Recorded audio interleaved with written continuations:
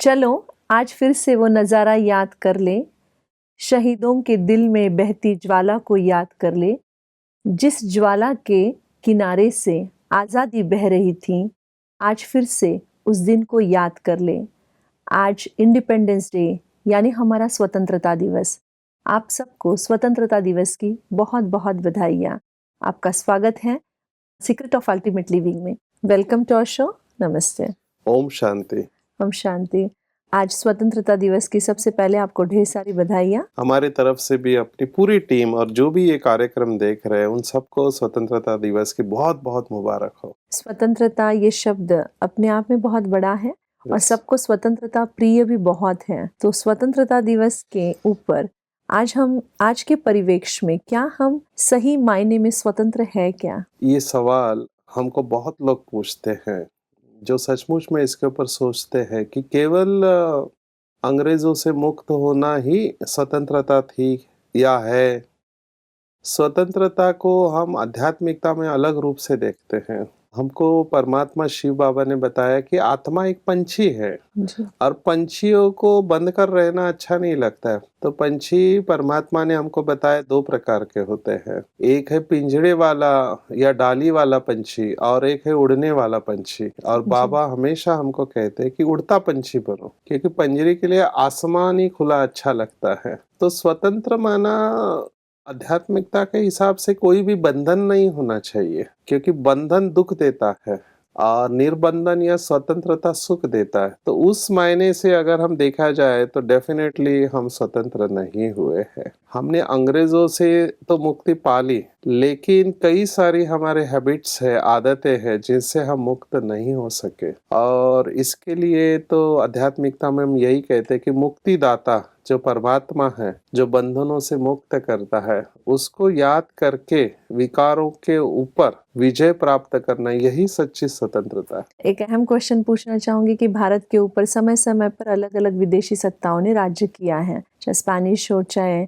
French colony हो, चाहे Britain हो, चाहे पोर्तुगीज हो, चाहे मुगल हो। क्या कारण था कि ये सभी ने, भारत ने कभी भी किसी पर आक्रमण नहीं किया, भारत कभी भी कहीं नहीं गया, लेकिन भारत के ऊपर सबसे अधिक आक्रमण हुए हैं? ये भी सवाल हमको पूछा जाता है कि पहली बात तो ये समझना है भारत के ऊपर आक्रमण क्यों हुए। भारत के बारे में गायन था कि जहाँ डाल डाल पर सोने की चिड़िया करती थी बसेरा, माना इतना सोना हीरे जवाहरात थे जो हिस्ट्री में हम पढ़ते हैं। मोहम्मद गजनवी जो आए थे और उन्होंने एक दो बार नहीं 17 बार माना वो सोमनाथ से हीरे जवाहरात और भारत के पता नहीं कितने मंदिरों में गए होंगे, इतने बार लूटा। माना आप कल्पना कर सकते हैं कि भारत कितना अमीर था, कितना रिच था, हमारा कल्चर कितना स्ट्रांग था। और एक बात नोटिस करने जैसे है कि आज भी माना 21वीं शताब्दी में जब केरल में वो मंदिर ओपन किया पद्मनाभ का, उसमें भी आज इतना खजाना है। माना आप कल्पना करो उस जमाने में क्या होगा।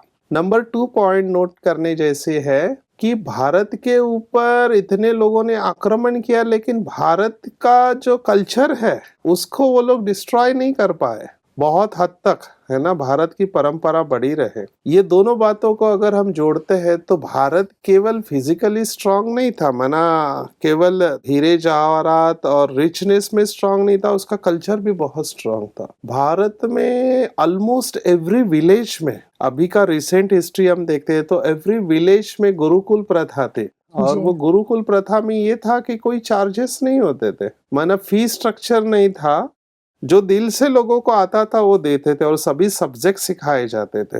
वो जड़ में था, हमारे स्पिरिचुअलिटी हमारे ब्लड में। आज भी भारत को अध्यात्म का गुरु के रूप में देखते, क्योंकि भारत ने पूरे विश्व को आत्मा परमात्मा का नॉलेज या कर्मों की गति का नॉलेज दिया हुआ है। बहुत सारे शब्द भारत ने विश्व को दिए हैं। तो भारत आज भी आध्यात्मिक गुरु है और हमारे फंडामेंटल्स बहुत क्लियर थे। और यही कारण रहा कि हमको पता चलता था कि आक्रमण सॉल्यूशन नहीं है, अटैक सॉल्यूशन नहीं है। भारत के जो देवी देवता होके गए, अगर आप देवताओं की महिमा सुनते हो तो उसमें कई सारी महिमा आती है। हमको परमात्मा शिव बाबा ने जो महिमा बताई तो 5 उनके क्वालिटीज थे। एक 16 कला संपूर्ण, सर्वगुण संपन्न, संपूर्ण निर्विकारी, मर्यादा पुरुषोत्तम और लास्ट में अहिंसा संपूर्ण। माना ये संपूर्ण अहिंसा की जो फिलॉसफी थी ये भारत में परंपरा से चली आई थी। भारत ने पर से किसी के ऊपर अटैक नहीं किया लेकिन खुद को डिफेंड जरूर किया। जी तो ये हमारे ब्लड के अंदर था कि हम किसी के ऊपर अटैक नहीं कर, किसी को जीतना हमको जरूरी नहीं था क्योंकि हमारा विश्व के ऊपर राज्य था। अगर आप रिसेंट इतिहास भी देखो तो हम ईरान के आगे वहां तक थे और इस तरफ भी बहुत कंट्रीज आज जी जो मुस्लिम कंट्रीज है जैसे मलेशिया है, इंडोनेशिया है, यहाँ पर भी आप साउथ में जाओ या अफ्रीकन कंट्रीज में जाओ तो वहां पे भी हिंदू टेम्पल्स है। आज भी कंबोडिया जी में बहुत बड़ा हिंदू मंदिर है। जी माना आप सोच सकते हैं कि भारत की संस्कृति, भारत बहुत बड़ा था, वर्तमान भारत नहीं तो पहले का भारत बहुत बड़ा था और भारत को अविनाशी खंड कहते हैं। हमको शिव बाबा ने बताया कि भारत स्वर्ग था, भारत में श्री कृष्ण, श्री नारायण, श्री लक्ष्मी, श्री राधे का राज्य था, श्री राम और श्री सीता का राज्य था। तो यहाँ पर वो पावन धरती थी और यहाँ पे लोग बहुत सुखी थे। तो हमारे ब्लड के अंदर स्पिरिचुअलिटी थी और हम अहिंसा को मानते थे। जी यही कारण था कि हमने किसी के ऊपर पर से अटैक, हमको जीतने की जरूरत ही नहीं थी क्योंकि हमारा ही था सब कुछ। सिर्फ हम अपने आप को डिफेंड नहीं कर पाए क्योंकि हमारी शक्ति कम होते गई। जी और भारत को कुछ हद तक अगर आप देखो कि अपने लोगों ने ही समय पर धोखा दिया, जी इसके वजह से हम उस टेरिटरी को डिफेंड नहीं कर पाए, इसलिए भारत ने किसी के ऊपर अटैक नहीं किया। भारत ने अटैक नहीं किया पर भारत पे कई लोग आए क्योंकि भारत के अंदर बहुत ज्यादा सुख संपन्नता थी, यस, धन था, तो कहीं ना कहीं लोग आकर उसको लेकर गए। लेकिन धन के साथ साथ बहुत हद तक भारत के गरिमा पर भी चोट पहुंची है, जी। तो उसका इफेक्ट क्या होता है? अगर आप अंग्रेजों का मोडस ऑपरेंडी स्टडी करें तो ऐसी एक कथा चलती है, माना हिस्ट्री में ऐसे कि ब्रिटिशर्स का एम्पायर पूरे विश्व पर था। माना ऐसे कहावत थी कि ब्रिटिश ने पूरे विश्व के ऊपर राज्य किया था। तो जब उनको पता चला कि भारत में बहुत कुछ है तो यहाँ पर उन्होंने 2 ऑफिसर्स को सर्वे करने के लिए भेजा और उनको रिपोर्ट करने को कहा कि भारत को कैसे जीता जा सकता है। तो उनके रिपोर्ट में लिखा था उन्होंने कि it is impossible to win Bharat, क्योंकि भारत का फाउंडेशन बहुत स्ट्रांग है, उनका कल्चर, उनकी संस्कृति बहुत शक्तिशाली है। जी तो विक्टोरिया क्वीन ने पूछा तो क्या किया जाए। तब उन्होंने अपने रिपोर्ट में कहा कि जब तक हम भारतवासियों के दिमाग में ये नहीं बिठाते कि उनका कल्चर इन्फीरियर है और फॉरेन का है वो सुपीरियर है, तब तक इसको हम जीत नहीं सकते हैं। ओके और उन्होंने एग्जैक्टली वही किया कि हमारे दिमाग में डाल दिया कि हमारे इधर कल्चर हमारा इन्फीरियर, नहीं तो गुरुकुल परंपरा was one of the very strong परंपरा। जी तो उन्होंने हमारे भारत के लोगों के दिमाग के अंदर ये डाल दिया। और दूसरा प्रिंसिपल उन्होंने जो यूज किया वो है डिवाइड एंड रूल। जी माना तोड़ो और रूल करो, है ना। दिमाग के अंदर कुछ, क्योंकि कुछ ऐसी प्रथाएं थी जैसे सती प्रथा थी या कास्टिज्म जी पद्धत थी, जी है ना, जिसको इम्प्रोवाइज करना जरूरी था। हालांकि उसका भी एक एक्सप्लेनेशन है। जो वर्तमान समय कास्टिज्म कहते हैं वैसे नहीं था, हर एक को अपनी विशेषता के अनुसार काम होता था। जी कुछ लोगों ने उसको निगेटिव की तरफ लेके गए, नहीं तो जो अच्छा प्लानिंग बुद्धि वाला था वो टॉप था, जो बिजनेसमैन थे वो वैश्य वाले बने, हर एक की कोई फिजिकली स्ट्रांग था वो दूसरा काम करता था। ऐसी पता थी, बार्टर सिस्टम थी, बार्टर ट्रेडिंग सिस्टम। वहां पे हिरार्की वैसे नहीं था, विशेषता के अनुसार काम था। आपके अंदर जो विशेषता है उस अनुसार आप काम करो, तो वो था। लेकिन इन्होंने उसको ट्विस्ट करके थोड़ी निगेटिविटी ऐड की, क्योंकि हिस्ट्री हमारी जी थी ये सब अंग्रेजों ने जला दी। आप सब हिस्ट्री में पढ़ते हैं कि नालंदा और तक्षशिला ये बहुत बड़ी यूनिवर्सिटी जहाँ पे 500 कोर्सेज चलते, आज भी इस समय इतना कोर्सेज चलाने वाले यूनिवर्सिटी ढूंढना मुश्किल है। जी तो पूरा वर्ल्ड हमारे पास सीखने को आता था। तो ये इन्होंने सबसे पहले डिस्ट्रॉय किया और फिर अंग्रेजों ने नई हिस्ट्री लिखी जिसमें बहुत सारी बातें सच नहीं है। और ये 2 बातों के वजह से हमारे ऊपर उन्होंने राज्य किया और फिर हमारी प्रोग्रामिंग होते गई। लंबे समय तक आपको अगर गुलाम रहने की आदत बन गई है तो फिर आप सोचना बंद करते, लेकिन आप सबके विचारों को बंद नहीं कर सकते। इंस्पाइट ऑफ दैट भारत में ऐसे फ्रीडम फाइटर हुए जो बहुत ही प्रतिभाशाली रहे हैं, फिर वो बाल गंगाधर तिलक हो या अरबिंदो हो, है ना, जी सावरकर जी हाँ हैं। सावरकर है। आप सोचो इनके बारे में, दे वर वेरी स्ट्रांग, क्योंकि इनको कल्चर पता था, भारत का ओरिजिनल कल्चर क्या है, और सभी धर्मों के बहुत प्यार से रहते थे। लेकिन अंग्रेजों को रूल करना था, तो इन्होंने ये निगेटिव थॉट्स अंदर डालना चालू किया और झगड़ा लगा दिया, जिसको आज भी हम भुगत रहे हैं। जी, मतलब बहुत सालों तक गुलामी में रहने की वजह से कहीं ना कहीं क्रिएटिविटी हम कहेंगे या उस पर बहुत इफेक्ट आता है, यस, क्रिएटिविटी किल हो जाती है। खत्म हो और जाती। जिसका इफेक्ट आज भी हम देख रहे हैं कि सारा जो रिसर्च है आप कहिए या बहुत सारी ऐसी चीज़ें हैं जो वेस्टर्न कंट्री से आकर उसको हम फॉलो कर रहे हैं। यस, तो मैं यहाँ पे एक बात कहना चाहूंगा क्रिएटिविटी के ऊपर। बहुत सारे आविष्कार भारत में हुए हैं जो जी। अंग्रेजों ने जिसका क्रेडिट लिया। तो मैं यहाँ पर कहना चाहूंगा कि हमको स्कूल में बताया जाता है ना, दिस हिस्ट्री रिटन और री रिटन बाय ब्रिटिशर्स। उन्होंने क्या लिखा कि एरोप्लेन का आविष्कार राइट ब्रदर्स ने किया। अभी हमारे स्क्रिप्चर्स में लिखा हुआ है, रामायण है, महाभारत है, पुष्पक विमान का वर्णन है। और अभी ये भी पता चला है कि उसके पहले कुछ लोगों ने एरोप्लेन का आविष्कार किया था, यहाँ एरोप्लेन उड़ते थे। और हमको शिव बाबा ने भी मुरली में बताया, स्वयं परमात्मा वाच है, भगवान कह रहे हैं कि सतयुग में ऐसे विमान थे जो एक लड़का भी चला सकता, इतने सिंपल थे। अभी वो कौन सी टेक्नोलॉजी हम नहीं जानते, पर ऐसी टेक्नोलॉजी भारत में थी। अभी वो नहीं रहे, जीरो का आविष्कार, इसको तो स्वीकार करते हैं। फिर टेक्सटाइल में हम बहुत स्ट्रांग थे। हमारे यहाँ कपड़े इतने अच्छे होते थे कि एक रिंग में से चले जाते थे, माना आप कितना मुलायम होगा सोचो। आज भी भारत में जो खंबे है बहुत सारे, है ना, मीनार है जो खड़े हुए, ऐसा एक खंबा है जिसको कि अभी भी रस्ट नहीं लगता है, जिसके ऊपर जंग नहीं पकड़ी जाती है। ये कौन सी टेक्नोलॉजी है?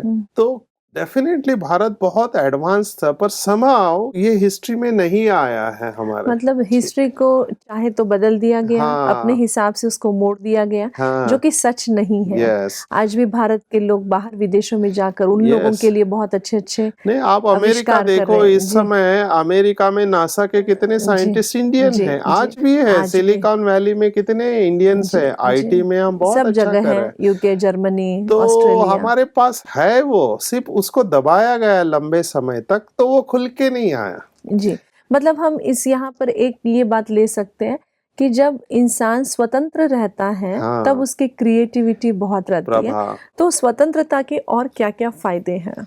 स्वतंत्रता की पहली डेफिनेशन हमको करना जी चाहिए, ठीक है ना। एक है स्वतंत्र कि आपके ऊपर दूसरे अत्याचार कर रहे हैं, आपको जेल में डाला है, नहीं। स्वतंत्रता का जो हम डेफिनेशन बताते हैं कि स्व को जानना और स्व के ऊपर राज्य करना, यही स्वतंत्र बनना है। हम्म, क्योंकि उसमें दो शब्द है, स्व और तंत्र। तो स्व कौन? स्व के साथ बहुत शब्द है, स्वधर्म, स्वभाव। तो स्व हमको परमात्मा शिव बाबा ने स्व माना आत्मा। तो आत्मा जब शक्तिशाली है, जब स्व में स्थित है आत्मा, तब उसके तंत्र उसके कंट्रोल में है, जी उसका मन उसके कंट्रोल में है, उसका बुद्धि उसके कंट्रोल, उसके संस्कार, इवन उसके सभी इंद्रियां उसके कंट्रोल में। तो ऐसी आत्मा सचमुच में कमाल कर सकती है जब वो बेहद में रहती है, उसकी बुद्धि अनलिमिटेड रहती है। स्वतंत्र माना कोई बोझ नहीं है इसके ऊपर। जी दैट सोल और वो आत्मा फ्री टू क्रिएट है ना, जी उसको आप बांध नहीं सकते हैं। तो ऐसे स्वतंत्र आत्मा की जरूरत है इस समय, और ये आत्मा बहुत कुछ कर सकते हैं अपने एक जीवन में।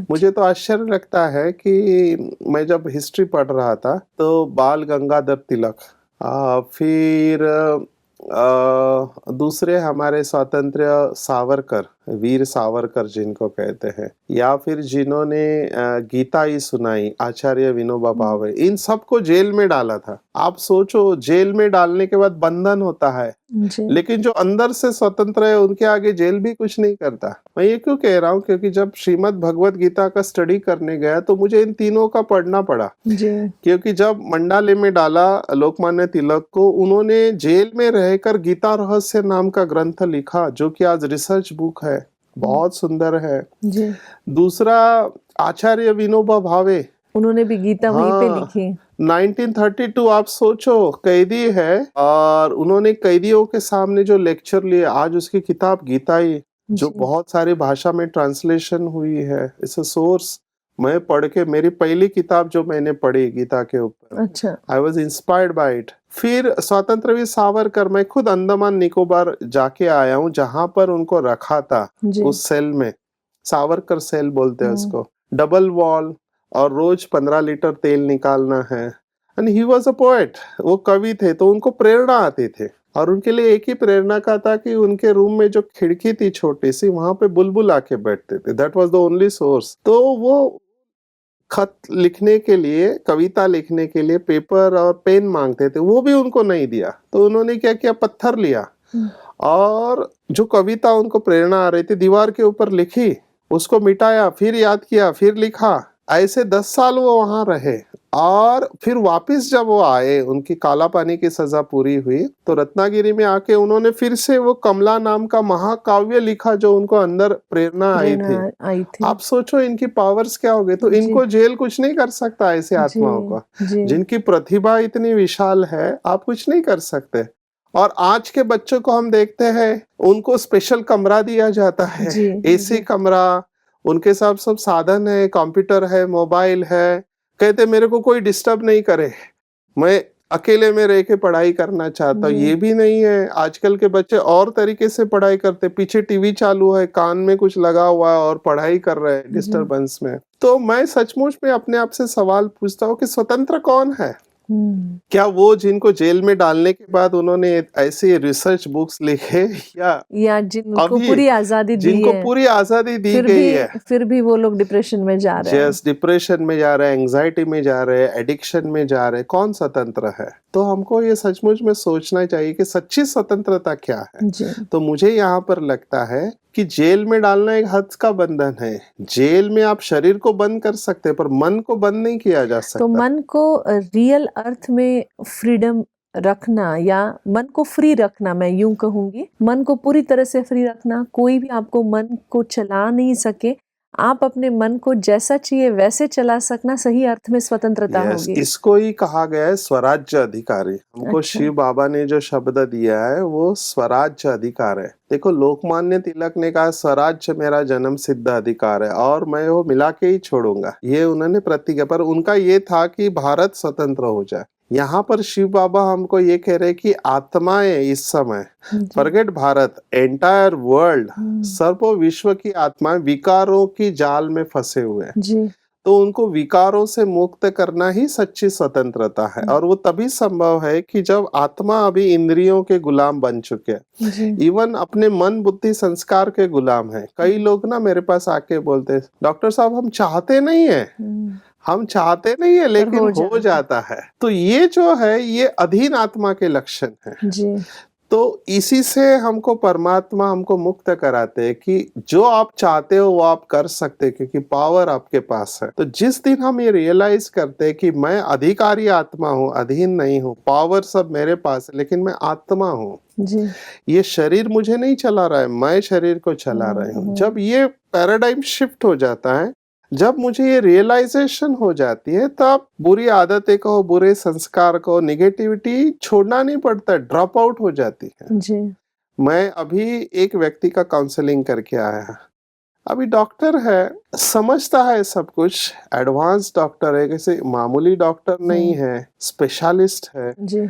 लेकिन शराब चाहिए। तो मुझे वंडर लगता है, इनको सब कुछ पता है, ब्रेन कैसे काम कर पता है, दवाई भी पता है, लेकिन छुड़ा नहीं पा रहे। जी। तो क्यों नहीं छुड़ा पा रहे? पता है, जो हमने कहा ना, जानते हैं लेकिन कर नहीं पाते हैं, शक्ति नहीं है। हाँ, इसको हम विल कहते हैं। Will is there but power is not there. तो पूरा शब्द है विल पावर है। जी। इच्छा है लेकिन शक्ति नहीं। और शक्ति कहाँ से आएगी? जब तक आप सर्वशक्तिवान से जुड़ेंगे नहीं। तो परिवर्तन अगर आप चाहते हो, स्व परिवर्तन, तो स्व को जानना पड़ेगा। इसलिए स्वतंत्रता का यथार्थ अर्थ को हमको समझना है कि स्व माना कौन। जिस दिन, अब ये बोलना बहुत इजी है, करना कठिन है, बार बार इसका अभ्यास करना पड़ेगा कि मैं आत्मा मालिक हूँ, ये शरीर मेरे नियंत्रण में है। अब इसी पैसा बोलने से नहीं होगा। जब हम रियली वो सोल कॉन्शियस स्टेज या आत्म अभिमानी अवस्था हम कहते हैं, आत्मा अभिमानी अवस्था में जब हम जाते हैं, तो ऑटोमेटिकली मुझे ये पता चलता है कि मन मेरी इच्छा के बगैर कुछ नहीं कर सकता, मेरी बुद्धि की मेरी इच्छा के, मेरे संस्कार मुझे बंदर का नाच नहीं नचा सकते। जो मैं चाहूंगा वही होगा, पर वो तभी होगा जब मैं खुद को रियलाइज करूंगा कि मैं एक शक्तिशाली आत्मा हूँ, ईश्वरीय संतान, और उसका अभ्यास करना पड़ता है। जी। यही सच्ची स्वतंत्रता है। इंसान जब अपने आप को स्वतंत्र महसूस करता है या स्वतंत्रता उसको लगती है कि मेरा मन मेरे अधीन अब आ चुका है, कर्मेंद्रिय मेरे अधीन नहीं है, ये उसके अपने स्वयं के लिए है। लेकिन अगर कलेक्टिवली यही सब महसूस करे तब पूरा देश ऐसा हो सकता है, तो कलेक्टिवली कैसे करना चाहिए? मुझे ये बहुत अच्छा लगा, क्योंकि हमको परमात्मा शिव बाबा मुरली में बार बार कहता है कि आप ये जो कुछ भी सेवा कर रहे हैं, ये भारत की सेवा हम कर रहे हैं, हम किसी एक व्यक्ति को नहीं कर रहे हैं। और पूरा विश्व एक्चुअली भारत ही था, इसलिए भारत को अविनाशी खंड कहते हैं, जी। क्योंकि अविनाशी परमात्मा का जन्म स्थान भारत है। तो भारत को स्वतंत्र करना है, और ये तभी होगा कि जब भारत के सभी लोग, फिर वो अलग अलग स्थान पर भले गए हैं, जैसे मैं अभी देखता हूँ परमात्मा ने हमको बताया कि बहुत सारे फॉरेनर्स यहाँ पर आते हैं 140 कंट्रीज के, और वो आके मेडिटेशन करते हैं।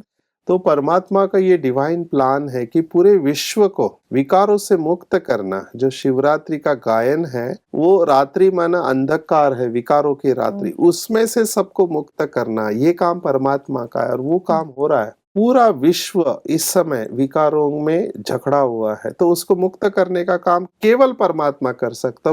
परमात्मा बहुत विधि पूर्वक करता है, और विशेष हम खास भारत और आम पूरी दुनिया को मुक्त कर रहे हैं। और परमात्मा ने हमको कहा, जिस दिन सभी आत्माएं विश्व की कम से कम इतना तो रियलाइज करेंगे कि हम शरीर नहीं, हम आत्मा है, और हम सबका पिता परमात्मा एक है, और हम एक घर के निवासी है। जब ये सब रियलाइज करेंगे तो उस मेमोरी के साथ सभी आत्माएं वापस जाएंगे, और फिर जो पवित्र आत्माएं इस धरती पर विशेष भारत में आएंगे, और वहां पे सतयुग चालू हो जाएगा। तो ब्रह्मा कुमारी विशेष भारत को स्वर्ग बनाने की सेवा कर रही है। मतलब कि इंसान बाहर की गुलामी से तो मुक्त हो चुका है, पर अपनी अंदर स्वयं की गुलामी से अगर मुक्त हो जाए तो वो सही अर्थ में स्वतंत्रता होगी। यस, तो आज स्वतंत्रता दिवस पर हम ये ध्यान रखें, इट्स गुड कि हम झंडा फहराते हैं, है ना, भारत माँ के गीत गाते, एक दिन तो कम से कम भारत से हम प्यार करते। लेकिन परमात्मा ने हमको बताया कि पूरा विश्व ही एक परिवार है, और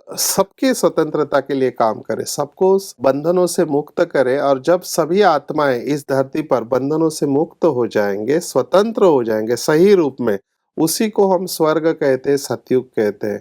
और खुशखबरी यह है कि बहुत ही जल्द ऐसी दुनिया इस धरती पर आने वाली है, ऐसे हमको परमात्मा ने बताया।